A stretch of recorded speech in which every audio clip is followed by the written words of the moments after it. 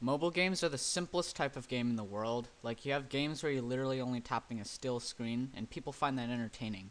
I mean, there are very good mobile games, don't get me wrong. But on the other hand, you could get those games on your computer. Of course, mobile versions of the game are free, but take Among Us, for instance, one of the largest games of today. A computer game that pushes you to use your intellect to the fullest and find logic and loopholes. Mobile Among Us, on the other hand, has people blaming each other with no evidence, and the matches only last for around 25 seconds. Maybe mobile gamers are smart and psychic, and that's why they blame. Well, I wouldn't know because I play on a computer. Mobile games are also one of the most important part of your childhood because the games are simple and very easy to understand. So I'm going to talk about that. I used to play a lot of mobile games when I was younger, and I would bring an iPad with me wherever I go. I don't get carsick, so that's even more time on that screen. I had pretty garbage games on that, but at least I had fun. Looking back, I think I would have gotten hyped to and watching paint dry, but some games were alright. I recently decided to go back into my childhood, and I re-downloaded some of my top favorite games from back then. And even if those games are dead, they were tons better than the mobile games today. One of my favorite games was a coding game.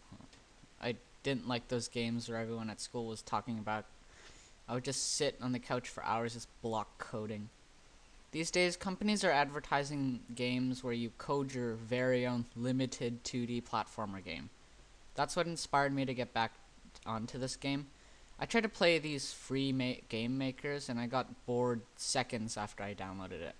That's why I got back into this childhood game, Blocks World. It's free and you can make games easily in 3D. Sadly, it's been dead for a long time, and everything you published, good or not, makes it to the best games of the year page instantly. The only problem with it is that you earn money by people playing your games, so you have to buy your materials with the in-game money. But now more people are leaving the game than people joining it, and no one can play your game anymore. One of the best features in this game is its community. It doesn't have a community anymore, but when it did, it was awesome. There were very talented people in its community, and a lot of people with too much time on their hands. While they are very talented people with amazing creations, there are also very disturbing creations too.